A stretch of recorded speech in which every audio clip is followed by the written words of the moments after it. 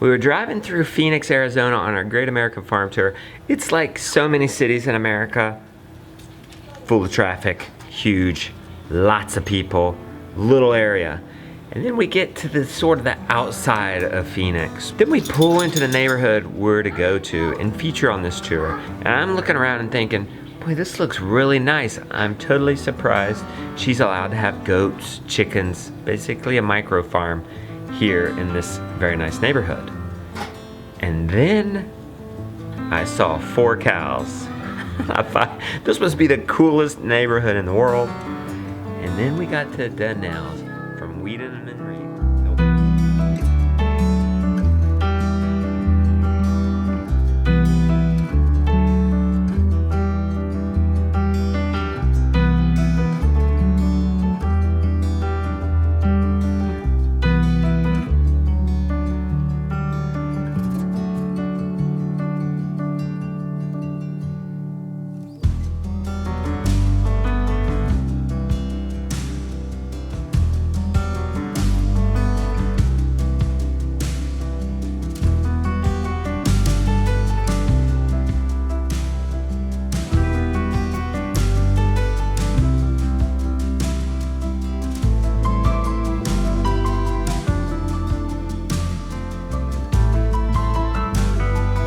What we're trying to do here on an acre is everything you would do on a big scale, just miniaturized. So we knew that we had this front yard space. In suburbia, you'll have big front yards that are just have inedible plants and maybe even rock here in the desert, but we wanted as many trees in the front yard as we could. So this is kind of a couple years of work here for us. We still learning and still growing, but we've got, I think in the front yard we've got 20 fruit trees and then we've got 10 more in the back. But yeah, it's pretty exciting stuff to kind of change your front yard into more of a food forest. About 10 years ago, I was dealing with a bunch of health problems, and then my son, Ethan, we found out he had asthma. And so we felt like a wreck, you know, we weren't really living our life's potential, and so we got into eating healthier. That was kind of the first starting point towards, hey, maybe we should grow our own food. Let's go to the garden. It's exciting because like there's something, I mean, you can just put an animal in your yard and there's some fulfillment from that, but being able to like grow your own food, that's huge, you know? That's like the ultimate, man. Put a seed in the ground, actually grow something edible. It's pretty cool.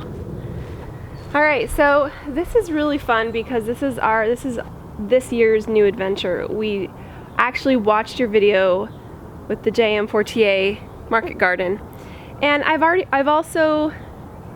kind of always known about the whole wood chip back to Eden method, but people don't really do that here because we have really invasive grass. So a lot of people hate to plant in ground because it'll just become covered with grass. So I thought, hey, let's just combine both of those methods, and it's so far done really great.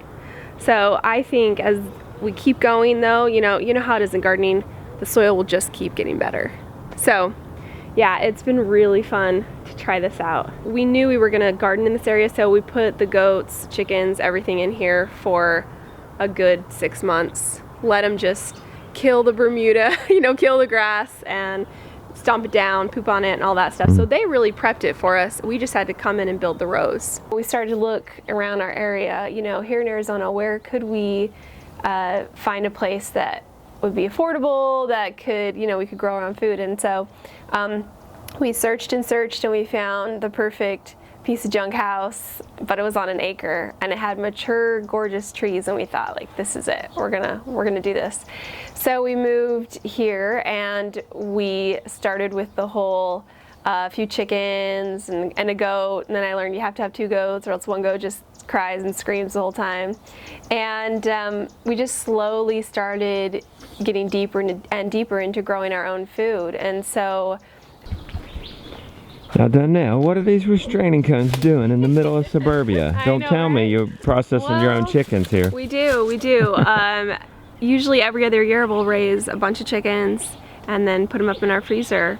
And so these are our killing cones here for when we need to butcher our chickens. It's interesting to do it in suburbia. People don't expect you to be doing that, but we've done it. Are the neighbors peeking over the fence? Yeah. Oh yeah. Do they get upset? No, they don't get upset. I think people are pretty down to earth here. They come from families that used to farm. So, but it's just a generational gap. They haven't really done it themselves. It's been awesome. I mean, now we have, you know, goats that we milk, and we raise our own meat, and we raise our own, we have our own eggs, and then we have fruits and vegetables. And just yesterday we tried to plant our first grain. All right, well, welcome to our pasture. Now this is, since our whole area is an acre, this is about a half acre.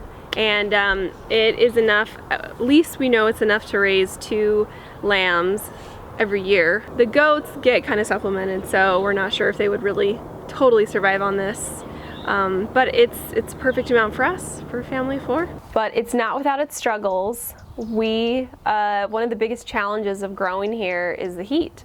So while we can grow year round, part of that year is pretty tough. So there's a few things that we do here. If you're gardening here in Arizona, you know that you're doing a deep mulch system. You have to. So people have got anywhere from 6 inches to a foot of mulch over their gardens to help retain moisture.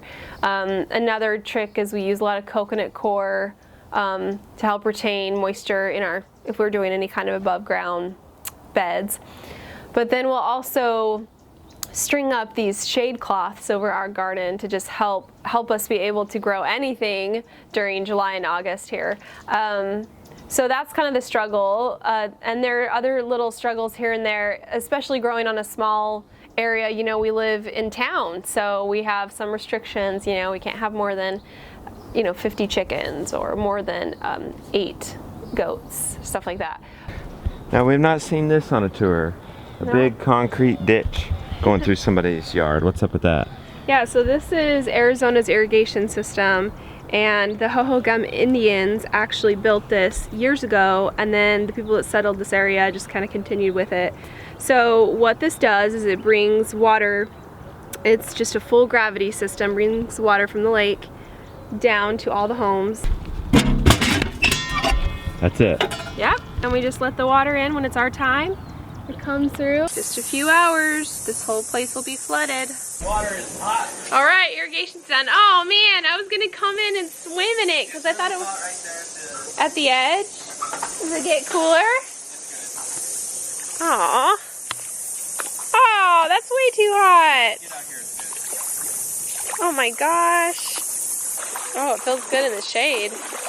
You know, you guys used to play in this irrigation every 2 weeks. Now you're too old. That's so sad. And then he sticks it in there and he closes the port. And so then we stop it. This stops it from going in our yard, but then lets it continue on. So now he's gonna lift this up. We're gonna see it go down. There it goes, the big old wave. It goes all the way down. Yay! So that's it. We've got the whole backyard like this. We want lots of shade here. Shade is everything here in Arizona. And so when we built this area, we actually had to take a tree down, which was a big bummer for us because it's something like 20 degrees cooler, you know, under shade. So we instead planted some new trees, but of course the goats are going to destroy them. So we made this little pallet wall around it. Works pretty good. All right, so we usually don't have predators here, but there are some hawks that'll get our chickens early in the morning, or maybe an owl. So we do lock them up at night, and then every morning they just, well, they're gonna maybe be afraid. They're a little camera shy. They're a little shy. Come on.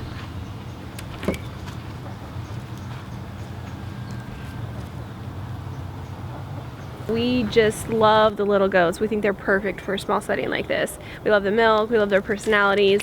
So so this is primarily our just our pride and joy. We love them because they are really good stock, really good registration and breed and lines.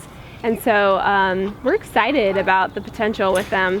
We were phasing out our Nubian, and so we're just excited. We love these little mini milkers. They're the best. And we have one due actually. This little one, this fat one in the back, she's due in a couple weeks here. You see we have this shade because the sun will come in right here, and during the summer it's just brutal. But yeah, just our little area that we bring our goats up and milk, and it's just kind of perfect because it's like middle ground. You know, we walk just steps from our backyard, get the milk, let them out in the pasture, and it's perfect. These are my tropical trees. Now, this has been really fun because we live in the desert, and you would think that we couldn't grow tropical trees here, but you actually can. We have avocados, mangoes, and bananas right now, and then we'll probably add more. We have a loquat that's a little bit subtropical. But yeah, it's cool. It's interesting because as you start to get into like planting trees, you'll notice that there are different microclimates within your climate.